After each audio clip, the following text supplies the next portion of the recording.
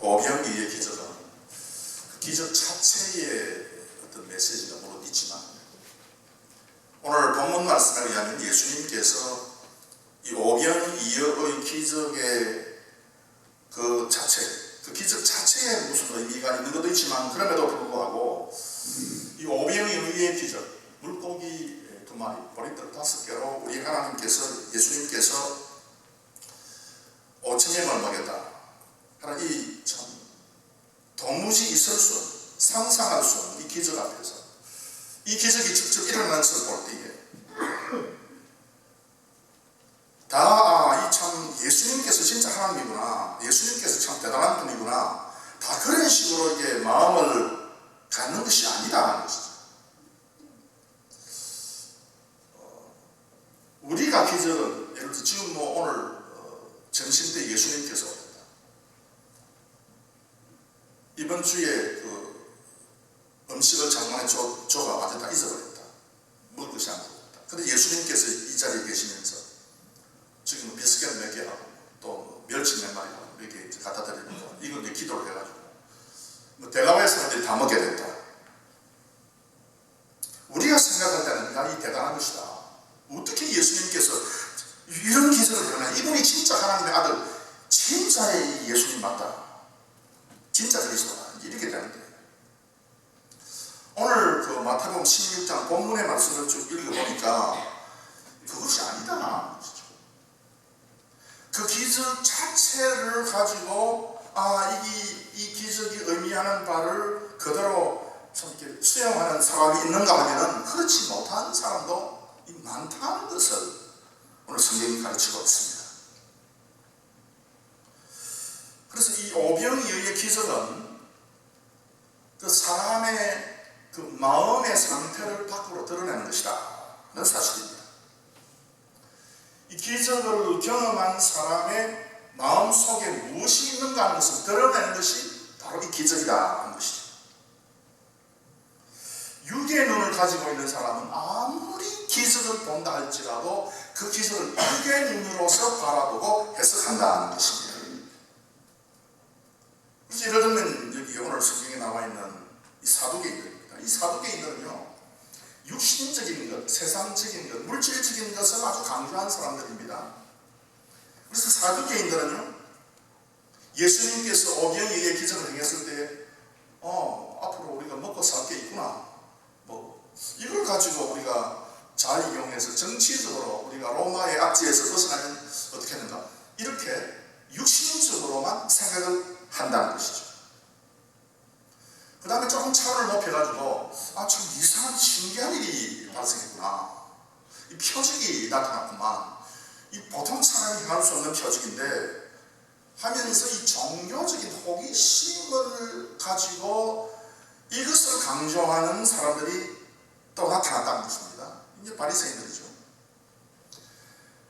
그래서 이 사람의 마음에 따라서 이 기적이 달리 보이게 되는구나.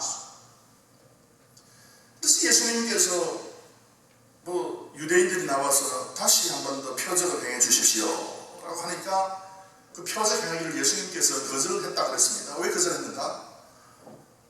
이 표적 자체만 바라보고 그냥 그 호기심만 만족시키는 사람들에게 더 이상 행할 표적이 없고, 내가 너희들에게 보여줄 표적은 요나의 표적밖에 없다, 그 이야기를 한 것입니다. 지적인 호기심을 가지고 예수님의 일을 보는 사람과 육신적인 관심을 가지고 예수님을 보는 사람, 그런 사람들이 아무리 오병이어의 기적을 본다 할지라도 영적인 눈이 열리지 않는다는 것이죠. 그래서 예수님께서 제자들에게 너희들은 누룩을 주의하라, 사두개인들과 바리새인들의 누룩을 주의하라, 그 말씀을 지금 하신 겁니다. 그래서 누룩이 있으면 이게 뭐냐, 누룩을 주의하라. 11절 말씀에 어찌 내 말한 것이 떡에 관함이 아닌 줄을 깨닫지 못하느냐, 오직 바리새인과 사두개인들의 누룩을 주의하라. 이 누룩이라고 했는데 누룩이 뭔가 하냐, 누룩을 쌀이라고 해요. 쌀은 강제로 그 성질과 본질을 바꾸는 물질이다. 그렇게 했습니다. 누룩이 들어가면 반드시 그 밀가루가 더 이상 밀가루로 머물지 아니하고 다른 물질로 변화된다는 것입니다. 이제 그것이 누룩이죠. 즉, 이 누룩이 조금만 들어가도 이 사람의 마음은, 전체적인 마음은 완전히 바뀌게 되고 변화가 된다. 즉, 아무리 예수님의 기적을 경험하고 그 기적에 동참한다 할지라도 이 바리새인의 누룩과 사두개인들의 누룩, 즉 육신적인 눈 그리고 지성적인 눈만 가지고 있을 때는 전혀 예수님의 기적이 소용이 없다는 것이죠. 화 있을진저 벳세다야, 화 있을진저 고라시나. 내가 만약에 행한 그 기적을 다른 고을에서 행했으면 벌써 저 사람들이 회개를 했을 것이다. 제 위에 앉아서. 너희들은 무엇이냐? 아무리 기적을 많이 행해도 이스라엘 고을 가운데 가장 기적을 많이 행했던 그 고을들이 회개치 못한 그 이유는 뭐냐면 그 고을들이 기적 자체에서 은혜를 받은 것이 아니라 자기 자신의 육신적인 관점에서 기적을 보았기 때문에 아무리 기적을 바라본다 할지라도 소용이 없다는 것입니다. 그래서 예수님께서는 우리에게 너희들은 그래서 이 바리새인들과 사두개인들의 누룩을 제거를 해라. 이거 있으면 이게 있으면 아무리 예수님께서 별별 희한한 일을 우리 앞에서 행한다 할지라도 그것은 효과가 없는 것이 되고 만다는 것입니다. 그래서 오늘 이 본문은 아주 중요한 본문입니다. 그래서 오늘 저는 여러분들에게 그래서 이 누룩을 주의하라, 누룩을 제거를 해라 하는 그런 요지를 가지고 그런 제목을 가지고 여러분들에게 말씀을 전하도록 하겠습니다. 사두개인들, 바리새인들의 누룩을 제거할 때 비로소 영적인 우리의 눈에 나타나는 것입니다. 우리가 예수님께서 행한 그 오병이어의 기적, 그 엄청난 기적들이 많이 기록이 됐는데 그 기적들을 보면서 절대로 육신적인 눈을 가지고 아니면 혼의 눈을 가지고 바라보게 되면 결국은 이해를 못하게 되는데 제자들 너희들은 나 예수가 행한 이 기적들을 영의 눈을 가지고 접근하고 바라봐라. 그때에 비로소 너희들의 눈에 보일 것이다. 그냥 귀로 내가 예수님께서 행하는 그 어떤 놀라운 기적이 내가 먹었다. 참 맛있더라. 또 맛없더라. 정도를 가지고만 이게 되는 것이 아니다는 것입니다. 영의 눈을 가지고 예수님께서 행했던 이것을 보면은 예수님께서 원하는 영의 사람들이 반드시 보아야 하는 이것이 보면 그것이 오늘 무언가 하는 것에 아주 중요한 말씀이 기록이 되어 있습니다. 오늘 그래서 어떻게 보이는가, 무엇이 보이는가 하는 것에 대한 말씀을 여러분들에게 드리도록 하겠습니다. 첫 번째, 16절 말씀에 이렇게 말씀하고 있습니다. 시몬 베드로가 대답하여 가로되 주는 그리스도시요 살아계신 하나님의 아들이십니다. 하나님의 아들이라 할 때 맨 아버힘이라 하죠. 이 아들이라고 할 때 우리는 아들하고 아버지하고 다를 수 있다는 생각을 갖고 있지만 히브리 사람들은 그 아버지와 아들은 같은 존재라는 생각을 가지고 있습니다. 그래서 저 사람은 누구의 아들이다 하면 그 누구와 동일한 성질과 바탕이 있는 사람이다 그런 뜻으로 히브리 사람들은 많이 아들에 관한 개념을 정리를 하고 있었습니다. 즉 하나님의 아들이다 할 때는 하나님과 동등한, 하나님과 본질이 똑같은 그런 존재라는 뜻이죠. 이건 여러분께서 많이 들었고요. 오늘 제가 여러분들에게 말씀드리겠습니다. 우리가 누룩을 제거할 때에 비로소 예수님이 똑바로 보인다는 겁니다. 아무리 오병이어의 기적을 행하는 것을 바라보고 동참하고 그 떡을 먹었다 할지라도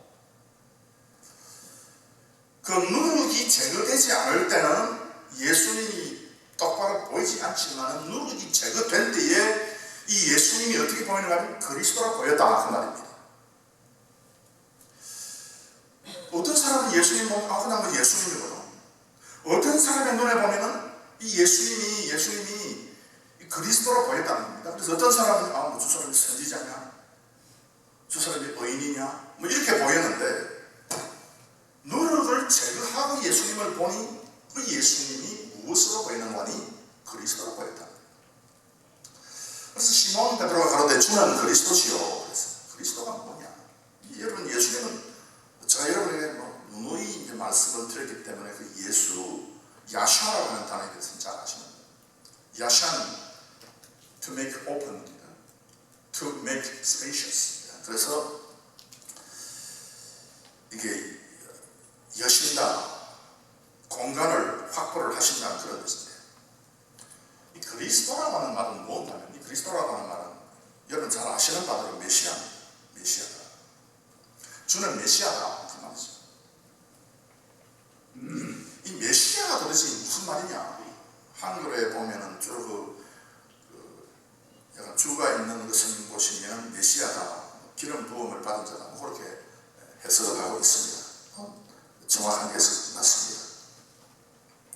기름을 부은 자다, 기름 부음을 받은 자다. 근데 이 메시아가 이 마샤흐가 뭐냐? 마샤흐라고 하는 단어에서 메시아는 그래서 기름 부음을 받은 자, 그래서 왕이나 제사장이나 선지자에게 이 메시아라고 하는 단어가 적용이 됩니다. 예수님은 왕이다, 선지자, 제사장이다 그 뜻이죠. 기름 부음을 받은 자다. 그런데 마샤흐가 뭐냐? 본래 처음에 성경에서 말하는 그 마샤흐는 뭔가 하면 그래서 to smear, 기름을 가지고 혹은 염료를 가지고 칠을 해서 완전히 색깔을 바꿔버리는 거예요. 어떤 사람에게 기름을 가지고 칠을 해서 기름 범벅으로 만들어버려요. 그래서 존재를 변화시킨다는 뜻입니다. 그래서 마샤흐는 to smear with oil, dye를 가지고 해서 완전히 천 같으면 그 색을 완전히 바꾼다는 거거든요. 그 다음에 이게 마샤흐는 to rub in, 자꾸 문질러가지고 스며 들어가게 해가지고 완전히 본질과 본성을 바꾸는 것입니다. 즉 이건 무슨 말이냐면 주는 그리스도시요, 예수님은요 다른 사람은 뭐라 해도 우리 제자들에게 주님은 그리스도입니다, 메시아입니다, 마샤흐입니다. 그 마샤흐는 뭔가 하면 예수님께서 무엇을 가지고 문질러 가지고 이 제자들을 문질러 가지고 집어넣어서 그 제자들의 본질과 신분을 바꾸어버리는 존재, 그 말입니다. 그래서 예수님이라고 할 때에 이 뭔가 하면 여러분, 그래서 이제 이게 성경에 정리가 되어 있죠. 고린도서 5장 17절. 그런지 누구든지 그리스도 안에 있으면 그리스도 예수님 그리스도 있지 않습니까? 문질러 가지고 그 예수님의 보혈의 피를 가지고 문질러 가지고 우리에게 문질러 가지고 본성과 본질을 바꾸시는 그 그리스도. 그런데 누구든지라고 그랬습니다. 어떤 특정한 사람이 아니고 누구든지 그리스도 안에 있어 가지고 예수님께서 문질러 가지고 그 보혈의 공로를 그 사람에게 범벅이 되도록 칠해버리면은, 그래서 그리스도 안에 있으면 새로운 피조물이 됩니다. 이전 것은 지나갔으니 보라 새 것이 되었더라. 새 본질로 만드는 중. 그래서 예수님은 오병이어를 행해가지고 우리의 그냥 그 하루 저녁에 양식을 공급하는 그런 존재에 지나지 않는 그런 사람이 아니라 이 예수님은 바로 그리스도입니다. 그래서 내가 그리스도를 믿는다, 내가 예수님을 믿는다, 그리스도를 믿는다 했을 때 이 예수님께서 나를 문질러 가지고 나의 본질을 바꾸는 거죠. 에베소서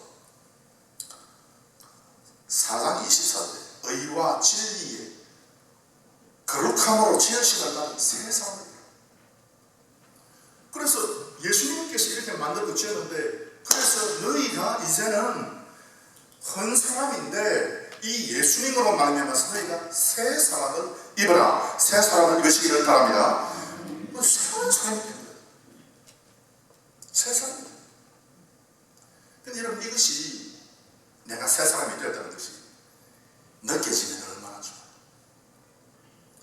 고린도후서 5장 17절에 있는 말씀, 에베소서 4장 24절에 있는 이 말씀이 새 사람이 되었다, 새 피조물이 되었다, 새 것이 되었다 할 때 이것이 느껴지는 거죠. 이게 안 느껴집니다.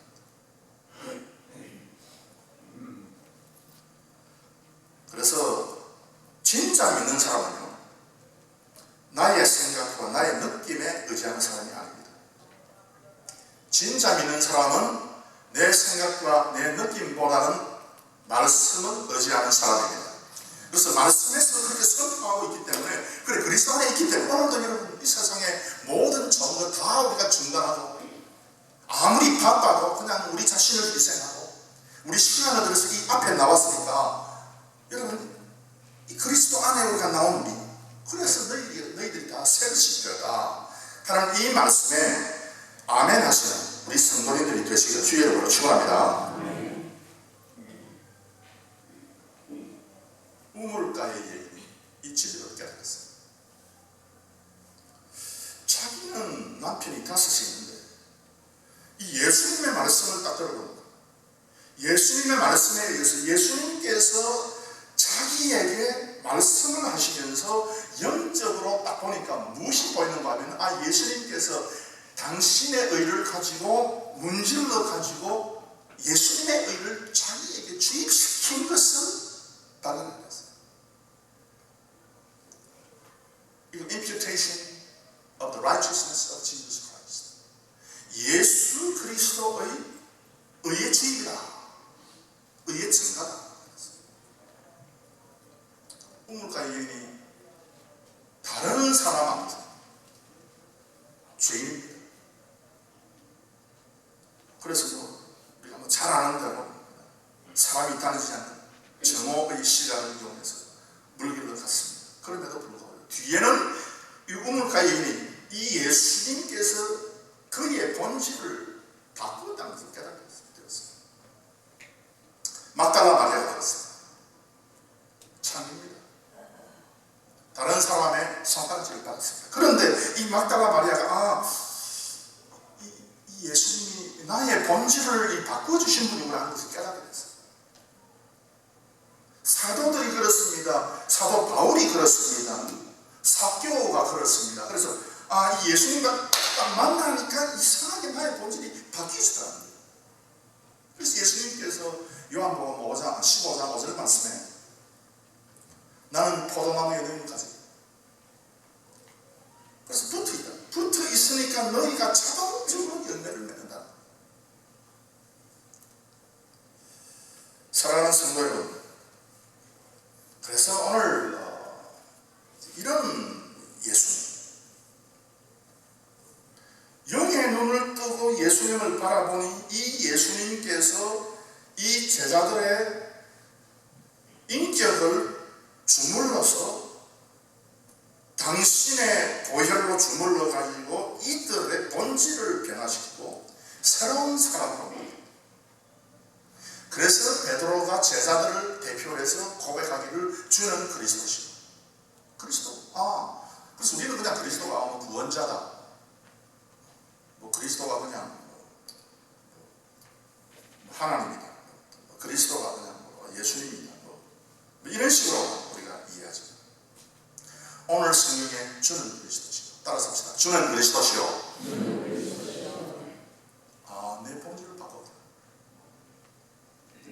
나는 아직도 한 사람이요, 나는 아직도 과거에 속한 사람으로 나가고, 오늘도 여러분 가만히 보십시오. 과거에 속한 나를 중심해서 이야기하는 사람, 나를 새 피조물로 보는 사람과 관점이 다르죠. 관점. 그래서 여러분,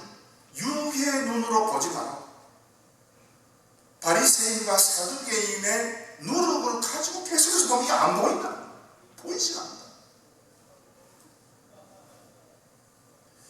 이 변화는 우리의 동의, 우리의 느낌, 우리의 생각도 전혀 관계없이 그저 일반적으로 예수님의 은혜에 의해서 일어난 것이기 때문에, 그래서 우리가 예수님을 찬양하는 것이죠. 그래서 우리가 예수님을 사랑하는 것이죠. 그래서 우리가 세상에 나가서 우리가 예수쟁이다, 우리가 당당하게 이야기할 수 있습니다. 부끄러워하지 않고 끝까지 주의 이름을 증거하는 우리 성도님들이 되시길 주의 이름으로 축원합니다. 그 다음 두 번째, 이렇게 그리스도가 보이게 됐어요.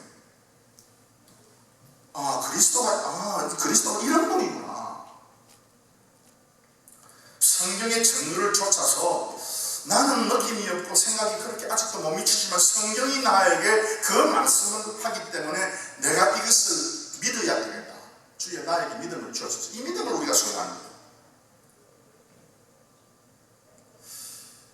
본질이 이제 변화돼요. 예수님을 통해서 우리의 길이 열리고 그리스도를 통해서 우리의 본질이 변화되고 우리가 새 사람이 된다. 새 사람이 될 때에 어떤 사건이 일어납니다. 거기 18절이 있습니다. 우리 18절 다 함께 읽겠습니다. 시작. 또 내가 내게 이르노니 너는 베드로라. 내가 이 반석 위에 내 교회를 세우니 음부의 권세가 이기지 못하리라. 아멘. 내 교회를 세운다. 오늘 시간이기 때문에 교회를 세운다는 것은 여러분 다음에 내가 말씀드려요.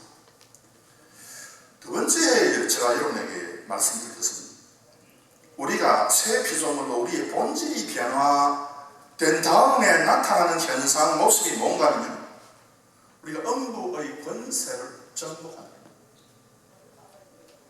정복자가 되는 거예요.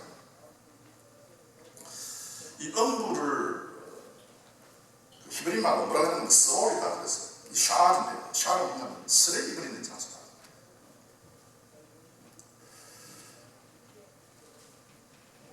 쓰레기통과 같은 생각을 버린다. 작다한 쓰레기 같은 내 마음, 찌꺼기가 쌓여있는 이 내 마음, 이것을 내가 정복한다. 그래서 이제 이 샤르는 시체를 버리는 것이다. 죽음을 상징합니다. 절망을 상징합니다. 그래서 죽음을 정복하고 절망의 권세를 정복하는 그것이 이제는 그 삶에 나타난다. 그 뜻입니다. 음부의 권세가 이기지 못한다. 정복한다는 거예요. 그 권세를. 이스라엘 백성 그리고 우리가 음부의 권세를 정복한다. 이것에 대해서 이해를 잘 못하니까 성경은 처음부터 계속해서 이것이 무언가 하는 것에 대해서 계속해서 우리에게 설명을 했어요. 특히 신약 시대에 사는 사람은 너무 행복한 사람들입니다. 음부의 권세가 이기지 못하고 우리가 음부의 권세를 반드시 정복한다. 절망과 두려움과 죽음의 권세를 반드시 우리가 정복하게 된다라고 할 때 이게 이해가 안 되니까 성경에서 처음부터 하나씩 조금조금 이해가 잘 되도록 말씀을 했는데, 여러분 홍해 바다 앞에서 이스라엘 백성이 두려웠다 그랬어요. 죽었다 그랬어요. 이 불가능을 가능하도록 바꿨다. 여리고를 이 도무지 우리가 정복할 수 없는 이 여리고를 우리가 정복했다. 앞에 버티고 있는 이 골리앗, 도무지 쳐들어갈 수 없는, 도무지 정복하거나 도무지 싸울 수 없는 이 대상, 이 골리앗. 이것에 대해서 이상하게 예수 그리스도의 그 능력으로 말미암아, 예수 그리스도 그 능력으로 말미암아 마샤, 예수 그리스도의 그 보혈의 피로 칠해져 가지고 이 본성과 본질이 이제 바뀐 우리는요, 이 불가능의 홍해 화남선을 바라볼 때, 홍해를 바라볼 때, 골리앗을 바라볼 때, 여러 가지 불가능하다고 하는 것을 바라볼 때 이상하게 그 마음속에서 가능하다고 생각이 바뀌는 거예요. 이것이 복음입니다. 이것이 복음의 핵심의 원리입니다. 프로이드가 여러 사람을 연구를 하고 정신 상태를 분석을 내놓은 결과가 뭐냐? 내놓은 결과 가운데 하나가 우르앙스트. 우르라고 하는 말은 뭔가 하면 원초적인 본래 독일말로 우르라면 저 앞에 원역사 우르게히트 우르차트 원시간이다. 시간 이전의 시간 우르차트 그런 어떤 얘기가 있다. 우르앙스트. 앙스트는 뭔가 염려, 고민, 좌절, 앙스트, 공포 이런 것입니다. 원초적인 불안이, 공포가 있다. 이것이 언제부터 주어졌는가 하면 우리 인간이 어머니의 몸에서 태어날 때에 받았던 엄청난 충격이 있는데 shock of birth. 태어날 때에 탄생의 쇼크가 있는데 이 쇼크 때문에 모든 인간은 우르앙스트가 있다. 그 우르앙스트가 있는데 그래서 모든 인간은 미래에 뻔히 잘 될 것을 알면서도 이상하게 불안한 존재가 바로 이 인간입니다. 그렇지 않습니까? 저도 가만히 보면 그럽니다. 분명히 아무 문제가 없어요. 지나가면 다 통과될 수 있어요. 다 성공할 수 있어요. 그럼에도 불구하고 혹시 이것이 잘못된 대로 가면 이거 어떡하? 이런 불안감, 초조감이 우리 인간에게 내재하고 있다. 그래서 잠언 14장 13절 말씀에 보면 웃을 때도 마음에 슬픔이 있고 우리 인간은 웃을 때도 즐거움의 도중에도 근심이 있는 것입니다. 이게 인간. 이 공포와 이 좌절감과 이 불안감을 우리가 절대로 헤어나지 못하고 있어요. 학자들이 연구를 다 그렇다는 거예요. 그런데 예수님께서 우리에게는 뭐라고 이야기하고 있느냐? 엄부의 권세가 절대로 너희들을 이기지 못한다. 너희들이 뭐냐? 육으로 보면은 그래서 안 된다.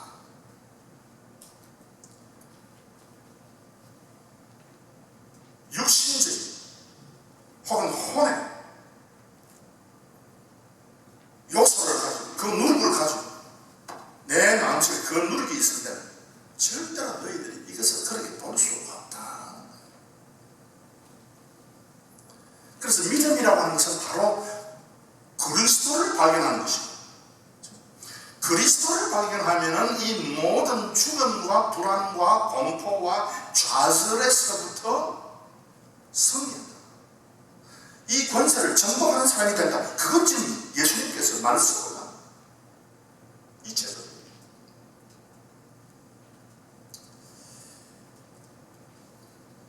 지금 우리 한국 상황이 참 불안합니다. 어떨 때는 뭐 한국 뉴스를 들어보면요, 화가 납니다. 서울의 뭐 삼성병원, 뭐 몇 사람이 다 뭐 공개적으로 나왔기 때문에 제가 뭐 병원 이름 이야기해도 되겠습니다. 삼성병원에 환자를 수송하는 일을 하고 있는 70대 된 노인분이 메르스에 감염됐다. 그래서 이 사람이 뭐 수백 명하고 이제 컨택트를 접촉을 하고 그랬다. 그런데 이제 제가 너무 충격을 받아서 이분이 메르스 환자를 수송하는데 병원에서 이 사람이 메르스 환자니까 이렇게 하라. 절대 한마디도 안 했대요. 그리고 모르고 그냥 수송한 거예요, 이 사람은. 그리고 또 전혀 뭐 그런 것도 모르고 또 병원 내에 또 이렇게 돌아다닌 거예요. 저는 솔직히 삼성병원에서는 화가 납니다.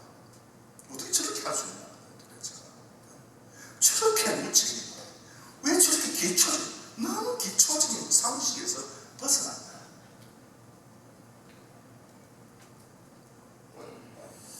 그래서 좀 더 좀 심각하게 됩니다.